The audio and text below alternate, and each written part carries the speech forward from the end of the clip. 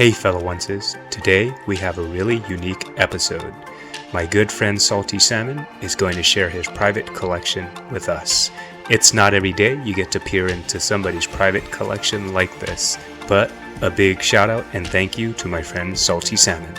The truth is, when it comes to Polaroid collecting, a lot of people like keeping their collection private for obvious reasons. But for the majority of people who are just getting started, or just people interested in general, it's hard to know, what does a good Polaroid collection look like? And so, we'll take a look at one private collection and show you what it looks like so that you can get a sense of what the possibilities are. When you look at SaltySalmon's collection, his original intent was to get OT9. Not necessarily from a certain era, but you'll see that as he collected OT9, he became a little distracted with certain pieces. Thus, he hasn't completed OT9, but you know, Twice tends to distract you from a lot of things. Let's look at his first piece. The first signed Polaroid is a Jiho fancy Polaroid in her red burgundy colored dress. That smile. I'm just gonna stop and let the Polaroid speak for itself.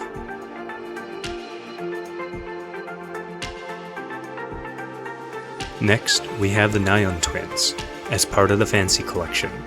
This one is SaltySalmon's, while the other one is my signed Polaroid. The facial expression in the Polaroids differ a bit, and each Polaroid has a letter sticker on it. Together, we have N and C. If you know anyone who has F, A, and Y, let us know so we can complete the collection. Now, we have the Mona Lisa, the heirloom of Polaroids. We did a whole video on this. If you want to learn more about it, please check it out. For now, I'll keep silent out of reverence for this incredible Polaroid. SaltySalmon has two Sana Polaroids. The first is an incredibly beautiful Kura Kura Polaroid. I'm speechless, really.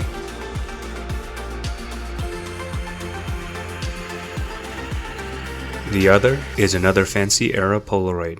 This one in particular is blurred out because it's undisclosed. To maintain its mystique and value, we'll keep it blurred out for the video.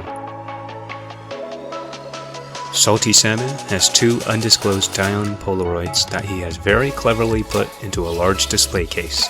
The two Polaroids are placed in the case with a Perfect World mini Dion poster. I personally love how it looks. Tell me what you think in the comments below.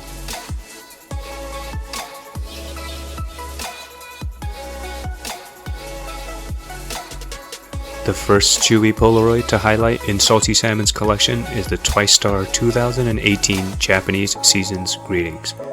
This was one of the first Polaroids to his collection, and initially I didn't think too much of it, but as time has gone on, this has steadily become one of my favorite Polaroids in his collection.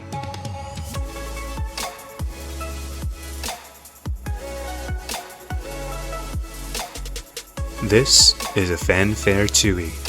Fanfare for Japanese collectors are considered a holy grail. As if this collection didn't have enough holy grails already with the Mona Lisa, it's got another ringer in its lineup. While many Polaroids taken during the pandemic are printed Polaroids that are later signed, as opposed to Polaroids taken on the spot, this still is actually one of my favorite in SaltySalmon's collection because, well, Tzuyu just looks absolutely stunning. And yet another fancy era Polaroid. Clearly, this era seems to be tickling his fancy.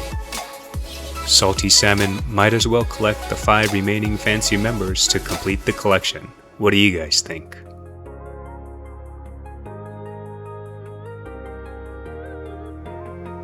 Last but not least is a group signed Polaroid. This was taken on site for the Star magazine photo shoot and interview. The rough date was late October 2015, which was shortly after Twice had formed. To think, this is a moment in time and space held forever in this Polaroid shortly after the genesis of Twice. Wow. And here is the entire collection on display. As of the completion of this video, SaltySalmon's collection has just about doubled. If there's enough interest and likes, maybe we can convince him to show us his updated collection. If you liked this video and want to see more of this content, make sure to click the like and subscribe button.